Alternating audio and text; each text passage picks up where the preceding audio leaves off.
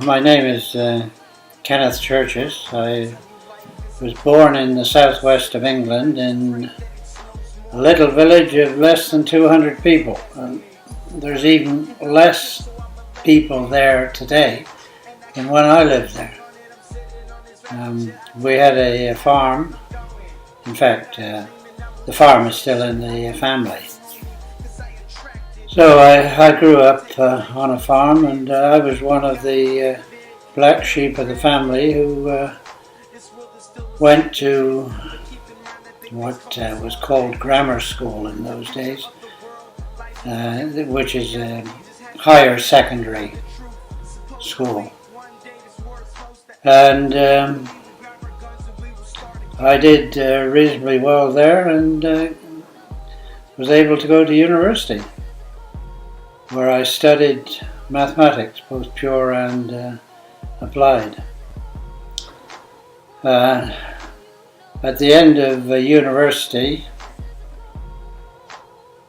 in those days, this was the mid-1950s, we still had national service in the UK, so I had to go into the armed forces. I went into the Navy, not for the 2 years, which was mandatory. I signed on for 3 years. And on the first day in the Navy, a senior officer said, "You're going on a 6-month postgraduate course in meteorology." So I became a meteorologist. Okay. And at the end of the 3 years, I applied to the British government to change over to the civil meteorological service, which was called the Air Ministry. They offered me £500 a year. I was already getting £1,300 in the Navy. The Canadian government offered me $5,000, so I got on the next boat and came to Canada. And for 10 years I was a forecaster with, well, it wasn't called Environment Canada in those days. Environment Canada, the name didn't come until the early 70s, when I had already left. But it was the Department of Transport. And I had the first 3 months in Trenton Air Force Base, where they were trying to turn me into a Canadian, teaching me a little bit about the geography of Canada, which I had already studied in the UK at the age of 13 or 14. I knew all about the gold in Northern Ontario. Well, it was very much lectures on mining. This is what Canada was considered to be in those days.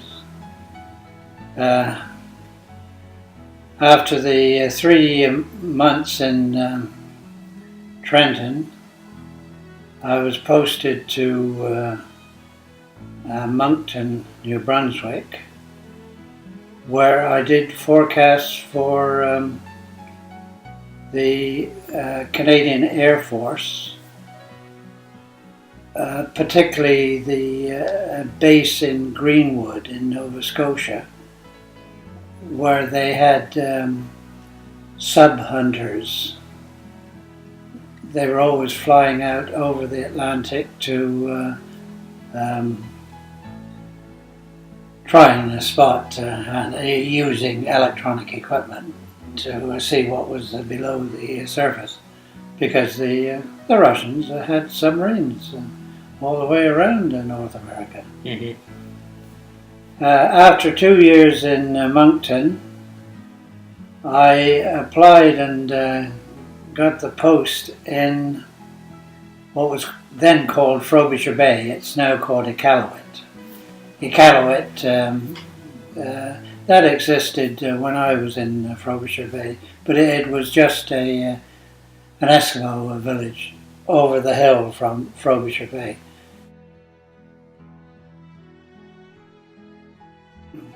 We were in Frobisher Bay for one basic reason. The Americans had a squadron of aircraft that refueled, or would have refueled if the war had broken out with Russia. Refueled aircraft that were based in Goose Bay and Thule in Greenland. So I suppose that was part of the Cold War. This was the early 1960s, and we had the Cuba incident. Mm-hmm. With the Americans, right? Yes, the Americans versus the Russians. Mm-hmm. The Russians were putting equipment in Cuba that could have thrown missiles easily into Florida and to the whole of North America. They could have done it. But the one incident I recall, I had been briefing these people for probably 2 years before Cuba came along, and I had been drinking with them 2 or 3 nights a week. They had the best bar in Frobisher Bay, and I had every day I went to brief them. I would just walk in the front door and go to the briefing room, and that was it. When Cuba came along, I was met at that front door by a junior officer with a machine gun, and I was escorted to the briefing room. And when the briefing was over, I turned around and was taken out with a machine gun. Now, these are the stupid things that the Americans do. Mm-hmm. They knew me. They'd known me for a couple of years, and anyway. As far as my lifestyle,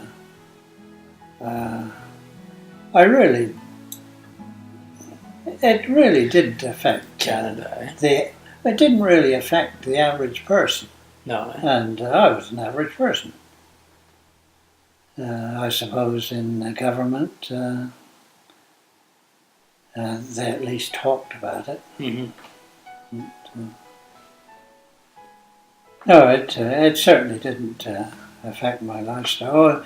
My work in ICAO, initially, I was sent to our regional office in Cairo, in Egypt, which at that time was, it was the last few years of Nasser,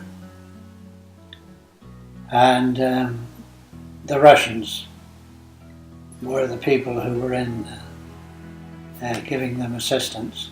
The Americans had been thrown out, I suppose it would have been the early 1960s. The Americans were going to build the large dam down at Aswan, and something went wrong with the negotiations. And I think that was the reason why the Americans were either thrown out or they decided to leave. But the Russians were the only real foreigners in there in those days, which was very good as far as we were concerned, because we were some of the few expatriates there, and we had the best of the housing at a very reasonable price.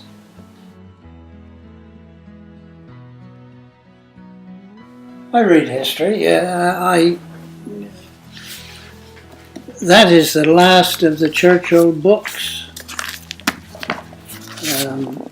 Triumph and Tragedy, which is the sixth of his history of the Second World War. Well, the first couple of books lead you into the war, and he, in my opinion, he was the beginning of the Cold War.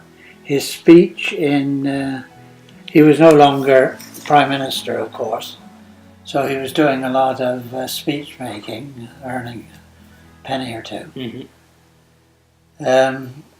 He made a speech in a small university in Kansas, and this really was the beginning of the Cold War. He was telling the Americans that they had to be careful of what the Russians were all about. And the Russians were always more suspicious of the United Kingdom than they were of the United States in the beginning. I don't know when the United States... throughout the Second World War, FDR and his successor, they were Democrats. And it was only with Eisenhower coming in the 50s that the Republicans took over. And I think it was really the Republicans that went nose to nose with the Russians. The Russians were becoming ambitious. They got their atomic bomb, I think it was 2 or 3 years after the end of the war. And then they beat the Americans to getting the first astronaut in space. And this was all part of... they were playing games with each other. It really didn't come to anything serious, in my opinion, until the Cuba crisis. And that really was the only crisis during the Cold War. It was the real one that got very, very close to having weapons thrown at each other. And Kennedy didn't help things.